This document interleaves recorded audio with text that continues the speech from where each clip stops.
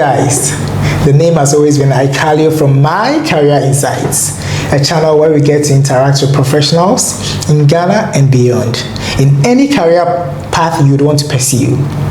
These professionals tell us about their daily lives, pros and cons in their career, challenges they face as professionals, and moreover, courses you need to study to become a professional.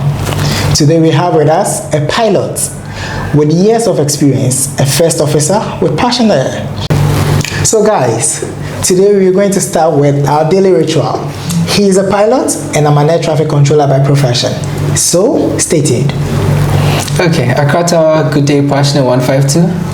Passionate 152, good day.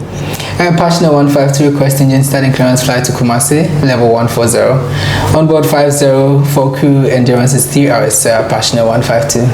Passionate 152, runway 21, temperature 27, QNH is 1011, startup approved, reporting for taxi.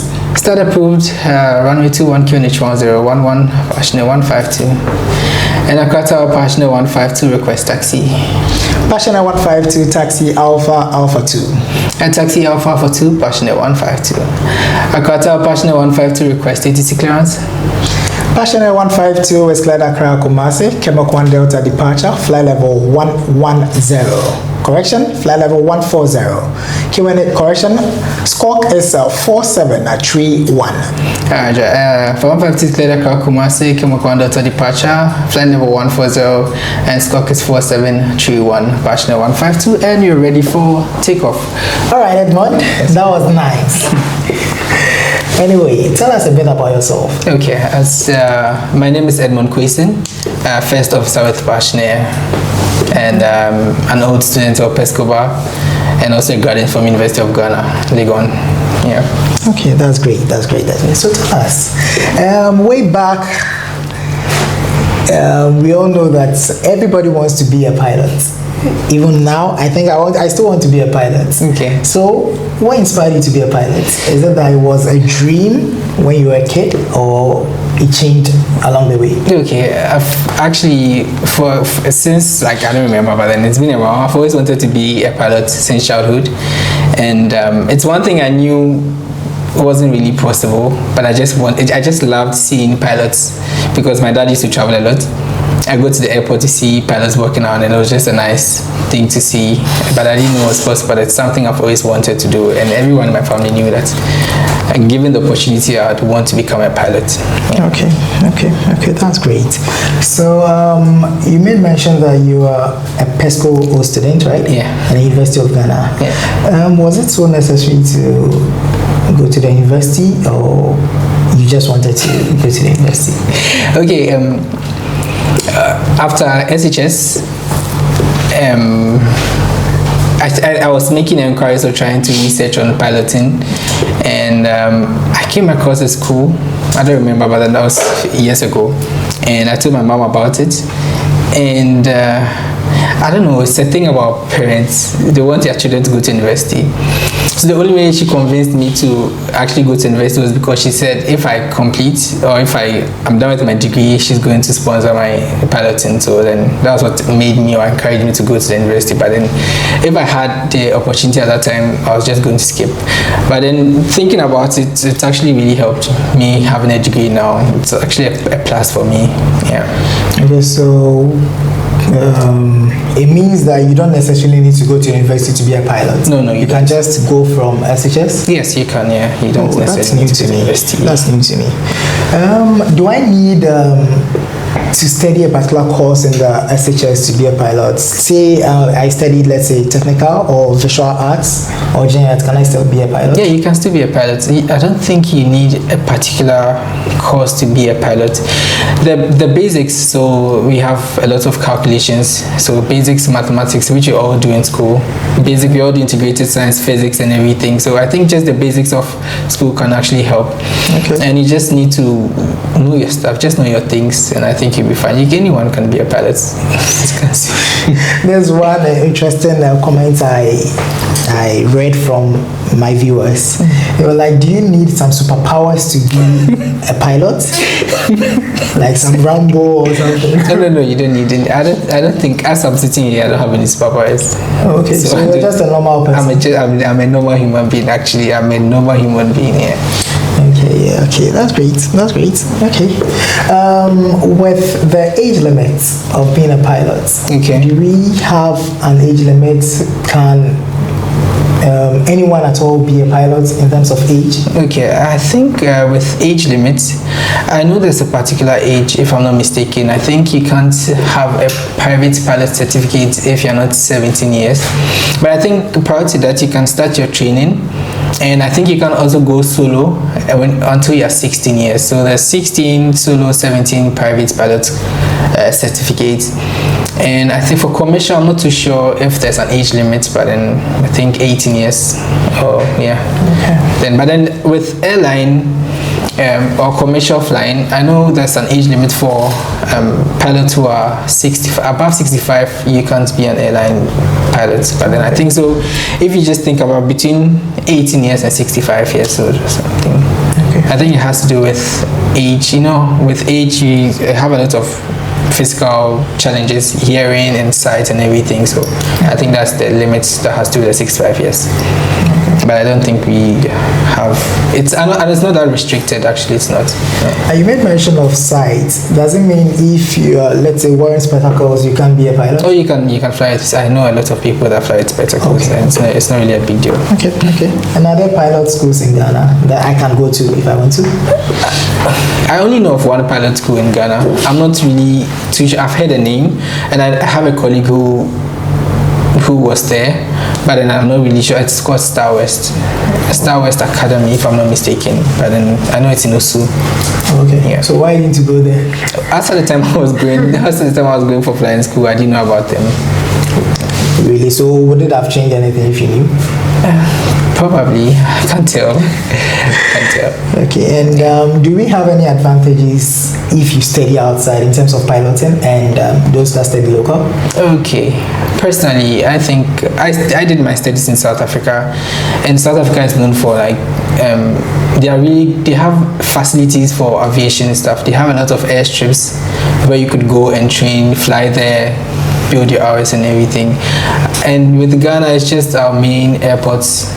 I don't know of any other airstrips that you can go to. There could be some, but I don't know.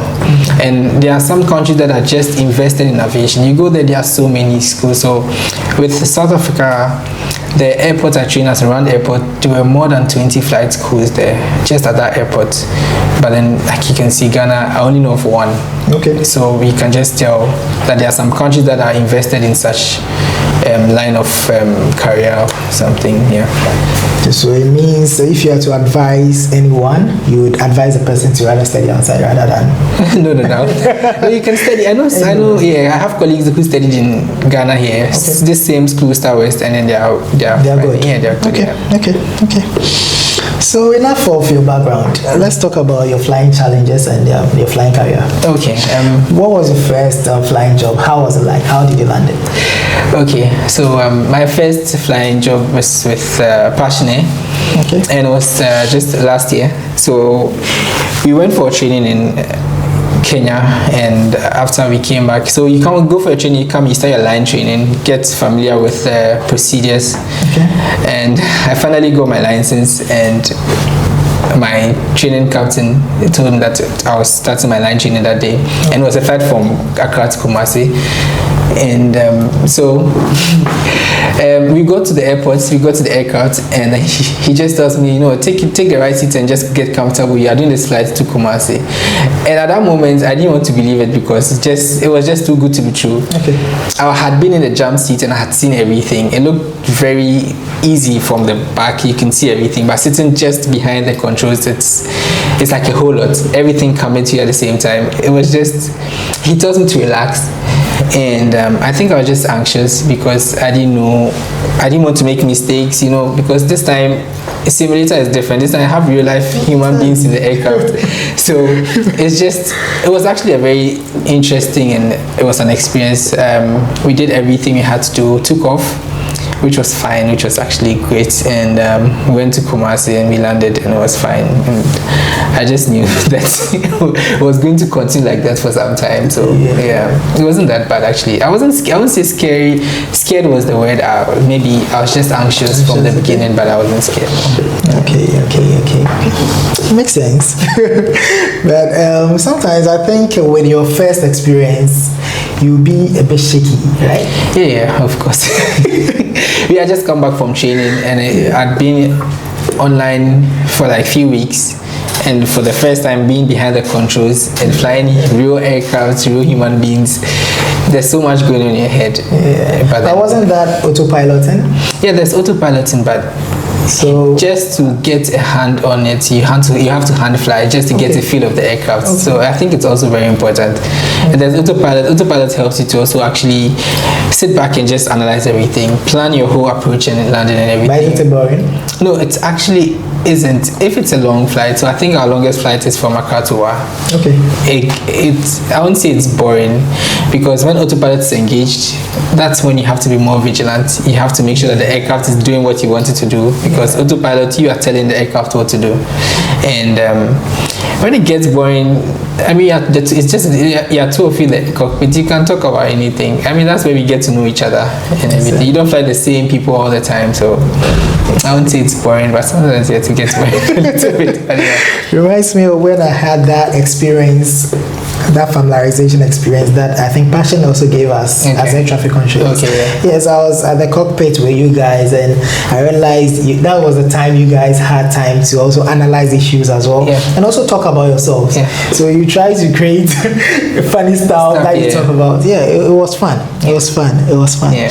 Anyway, so what are some of the most significant challenges you faced that you sit back and you're like, this is very, very challenging? I don't think I faced that challenge that I'll sit back and go like, yeah, this is very, very challenging. With challenge, if you're talking about like emergency stuff, in flights, I haven't faced any. I think the normal one would be weather, which is actually natural. We can't do anything about the weather. If you're flying and you see weather somewhere, all we have to do is just navigate our way through it. But then it requires thinking, because you have to know which way the wind is blowing, which way the weather is going, because you can see a clear path. You don't want to go in there. By the time you get there, the wind has blown it there, so you have to go back and everything. But it's two people in the cockpit. We just think and then talk through it, and then it's fine. But I haven't really experienced any challenge that I'd have to sit back and go like that was very, very challenging. Hopefully I don't. So it comes back to the point that to be a pilot, you need to have some superpowers. You need to be extra smart. You need to be extra intelligent. You need to have special abilities. Not just anybody can do it. I don't think so. The what you're just saying. No. I don't think you need to be extra smart. I think the word is you just need to be dedicated to what you're doing. You just have to learn, keep learning, keep reading. It's going to sound cliche because our parents always tell us to study hard, but then when it comes to aviation and piloting stuff, you really need to study hard. You need to know your stuff, because there's no time to make mistakes. If you're in the air and you make a mistake, it's a whole different thing. So this is the time you need to study. So you're always studying. You don't need to be extra smart. All you need to know is just know your stuff, know what you're doing at every point in time. There's something we call situational awareness. At every point in time, you're ahead of the aircraft. You know that, okay, if something should go wrong, this is where I am, and I have these things at my disposal to use and all that. That's all. You don't need to be extra smart. I'm not that smart. That means you need to have like. Are you telling me you're not that smart? Okay, so it means you need to have a plan A, plan B, plan C. Okay, it's all part of our briefing. Before we take off, we have our briefing on ground. We have our emergency briefings, and at every point in time we know that, okay, if anything goes wrong, these are the options we have. And I think the aircraft is made such that there's always like a backup. Unless it's like terrible and everything is gone, but there's always it's not always that bad. until like everything just goes, which is actually a very small chance. So so I could say there's always a plan B in case this one doesn't go. Like there's always a plan B, so it's not always that, it's not so strict like that. We were talking about emergency. So in the case of an emergency, do you guys like get scared, you pray or stuff like that? Because I think being in the air and having that emergency, it should be something very critical. It is critical, but one thing we've always been advised, and one thing we go by, is that in the midst of an emergency, you just have to be calm, because if you panic, then you make more mistakes. You have to be calm. Just again, you know what you're doing, and you do it once and do it right. That's all. If you are calm in the situation, then that's all you do. Okay. So I know you guys work hand in hand with air traffic controllers. Are there cases where you guys can have a back and forth that's, I mean, it can raise tempers? Personally, I haven't experienced that yet, but I've heard stories where people, I mean, you go online, you watch videos of ATC and pilots, there's a back and forth all the time, but personally, I haven't had that experience yet. And since I started flying, I've noticed that air traffic controllers and pilots are like, they're always best friends. They're always looking after one another, because I think the only thing or the main thing is that they give us a heading to steer just to avoid other aircraft coming in. And in that case, if I'm coming in, let's say a heading of 120, and I'm supposed to turn right, say 150, and there's a big cloud there waiting for me, I can just advise ATC, I can't turn this heading, and is there any reason why you're telling me to turn this heading? Okay, there's a traffic coming in, and your flight path is going to cross this, so this is why I'm telling you to turn it. Okay, fine, I can't turn 150, but I can turn 170. Is it okay? And then they say that's fine, and then we just turn. But it's not going to be 10 left. No, I can't turn left. I'll turn right, and then 10 left. No, that's no. It's just we always communicate. We have to always reach an agreement. So far, I haven't had any back and forth with anyone yet. Yeah. Because sometimes you guys want expedition, and we too are always prioritizing, aside the expeditious aspect, we also prioritize the safety. Yeah. So I think that's where sometimes they are. No, I think we also prioritize safety. As number one is safety, but then it's like this: we are up there, we are seeing what you're seeing, and I think mainly it has to do with the weather, clouds. We are prioritizing safety and also passenger comfort. Yeah. You can't just go through the clouds and the whole place is shaking and people are screaming Jesus whilst there's nothing.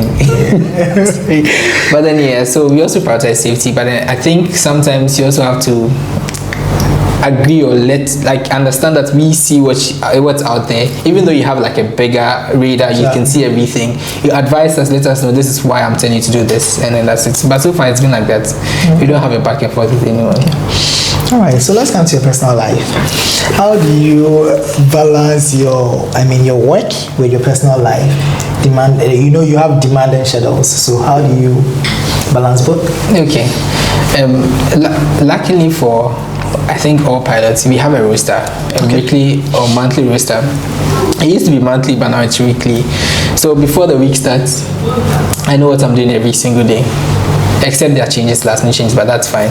So if I know this schedule, I can plan my week accordingly. So it's not really much of a big deal, except for the fact that obviously there are some functions I'll miss. Yeah. Sometimes I don't get to go to church. And then other times, so you have old students having a gathering, and then you'd want to go, but then you'd be flying, and then by the time you get there, everything is done. Other times too, I think it's just mainly gatherings, social gatherings. You can't be there all the time, but you get some in there. So it's not really, I think it's fine. But I heard pilots are anti-so, that they are really anti-so. So I think these are some of the reasons why. I don't think pilots are anti-so. I think it has to do with all the jobs that have shifts. Okay. Because you work a shift and then all of a sudden your life changes. Because, for instance, I can have maybe the 3 off days during the week. All my colleagues are going, all my friends are going to work. Yeah. And a Saturday and Sunday they are home and I'm also going to work. It doesn't really make me anti-so. It's just that I don't get the time. Okay. Yeah, but then if it's actually a very important occasion, I can talk to my people. They'll give me an update. It's fine. Okay. All right. So, what keeps you going as a pilot? What makes you so passionate about the job? It's going to be weird, but I think it's just the flying. I just love the flying. I don't know how to explain it. And maybe the thrill about getting in the air with people, taking them to their various locations, and also getting to see beautiful things up the clouds and stars, especially at night. The stars are just beautiful. It's different from what you see on ground. Okay. You can see everything clear at night, and the lights of the cities and everything is just beautiful. And then during the day too, you see these beautiful big like scary clouds. You see the formation. It's just nice. You just get to appreciate nature more and everything. But I think it's mainly the thrill. I just love the flying. That's all. Things serious. So could you share with us a memorable moment, where you could sit back and say this was something you're really proud of? Okay, yeah, and I think it's when I went solo, 26th November 2019.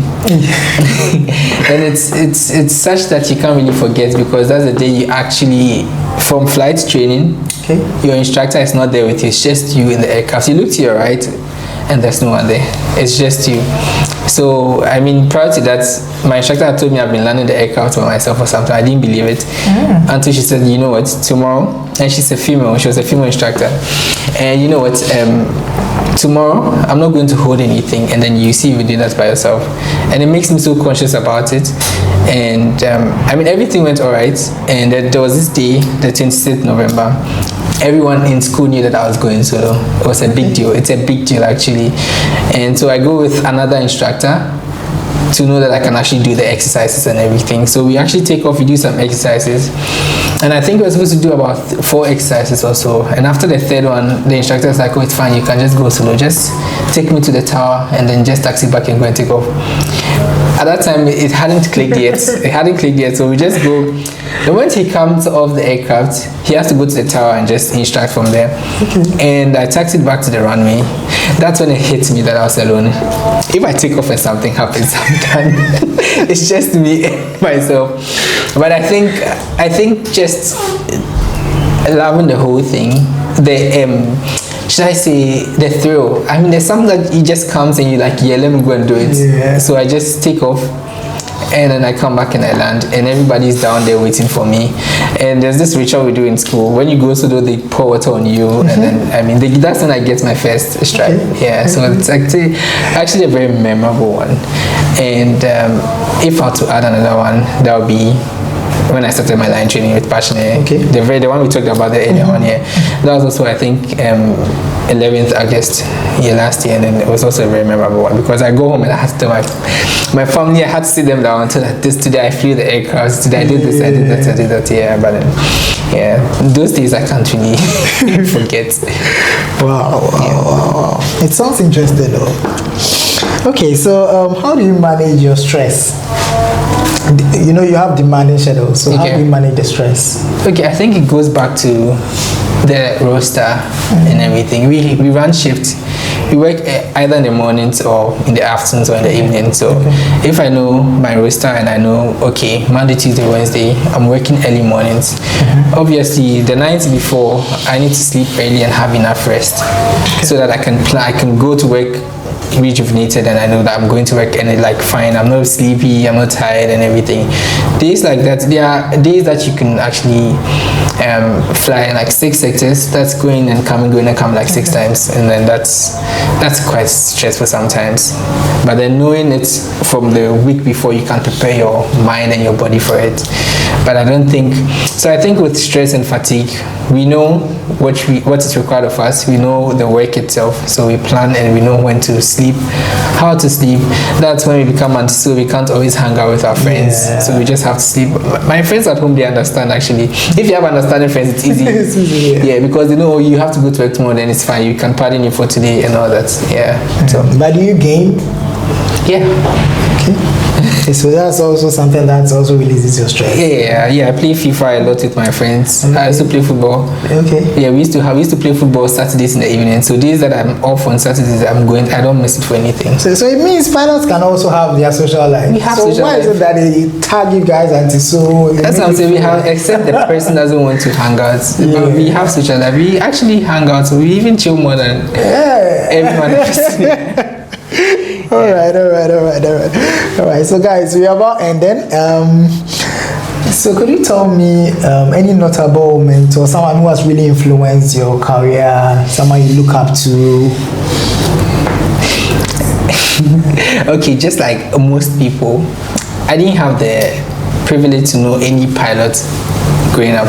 I didn't know any pilots growing up. Okay. But then if I would mention a name, that is someone that has actually, someone that mentored me, influenced me, will be my mom, because she's always hard work. She's always getting what she wants. She's going for this. And I think having that kind of person behind me or looking up to actually helped me to get to where I am. Yeah. And after I started working passionate, now I have so many people I look up to. Every captain and even my first officers, they are like great people. You learn a lot from them. Just like we're talking about the it being boring in the aircraft with autopilots and everything. That's when I ask my questions. I ask them about their flight experiences, and then they have so much to tell, and it's good. I think, unfortunately for me, just like most people, we didn't have people to look up to, because okay, this person's a pilot, I want to be like, okay, mentor me and all that. No. But then it's fine. It happens. All right, so how do you stay current with this development, these new developments? What do you guys do? How do you stay current? Okay. For that? Okay. Personally, I watch YouTube videos. Okay. And on social media, you see stuff about aviation, planes, and everything. In addition to that, to the company with flight operations, they give us, they print out questions for us. So like you have to study and just answer the question. There are just basic flying questions that we've known or we know. But I think they do that just for us to keep reading and just so that we don't forget our basics. Okay. And so I think with that printing of questions and personal watching videos on YouTube, and also having conversations with pilots, they always talk about aviation stuff. Okay. Yeah, so I think that's...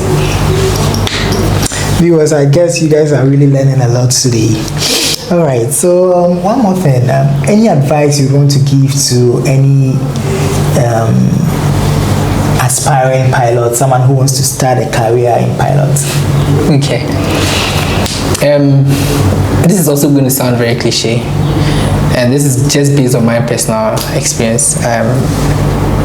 Hard work is necessary. It's just basically studying, sitting down, getting time to study, and you make a lot of sacrifices. Friends going out to hang out and everything at some point would have to be on pause, and you'd also, personally, I pray a lot, so you'd have to have like that spiritual aspect too, because what you're doing is not just normal. You're being in the skies, here in the air, like anything can go wrong. So you just need something to, and so basically hard work, prayer, dedication, sacrifices. After you're done with everything, you become a pilot, you get all the time in the world to do any other thing. You can go to the clubbing, you can hang out with your friends, you can do anything you want to. But then in the course of your training, friends would have to understand that this is what you're doing. Sure. And then you'd have to give yourself time, like sit down and study. And that's what our parents tell us all the time: study. High school, I wasn't really studying like that, University wasn't also that important. But this time, because I needed it and I knew what I was going for, nobody had to tell me to study.